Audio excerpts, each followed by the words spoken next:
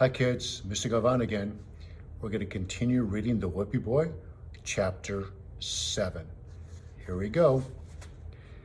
Being an account of a great mix-up.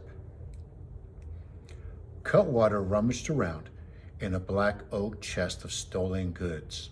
Handkerchiefs flew out like soiled white gloves, worn shoes, ladies' combs, a cowbell, more cowbell, junk heap. They've had lean pickings, this ragged pair of highwaymen, Jimmy thought, and maybe not as smart and clever as the song sellers made out. Here's a scrap of paper, Billy, said Cutwater, finding it in the pocket of a stolen coat. But how are we going to do the scribblement? We can't write. Well, I've seen it done. Sharpen us a hawk's feather, Cutwater. I'm hungry, complained the prince. I'll have a veal pie, sir.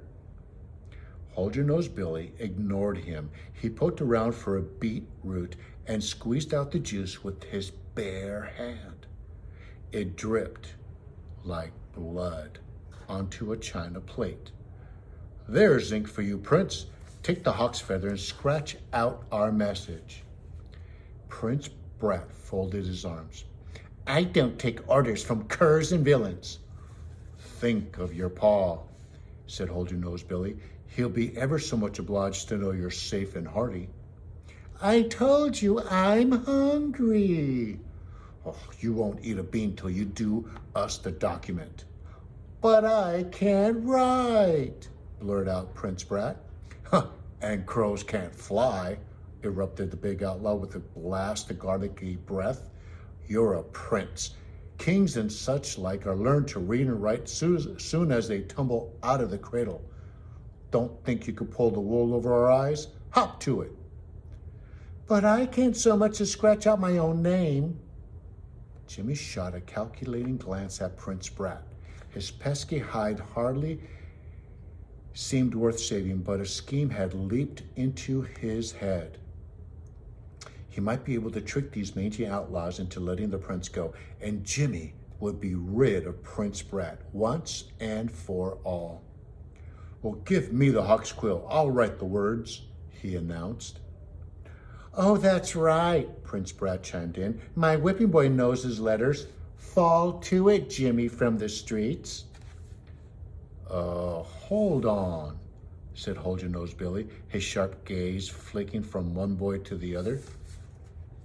This ignorant whipping boy knows his letters, and the royal prince can't sign his own name? Something's amiss here. What are you thinking, Billy? Asked Cutwater.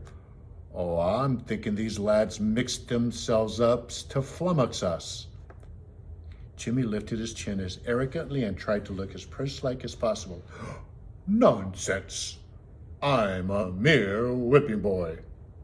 The big man rumbled up a laugh, showing a mouthful of yellow teeth.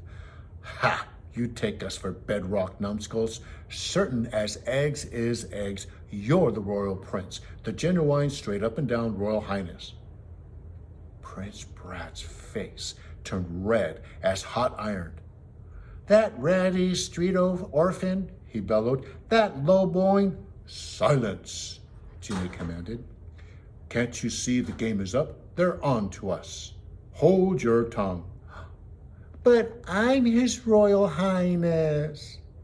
God, Jimmy thought, this haughty prince didn't have the sense of a gnat. Couldn't he see a plan is afoot? Save your breath, snapped Jimmy. Stop giving yourself airs, you witless servant boy. Servant boy? Dare you address me?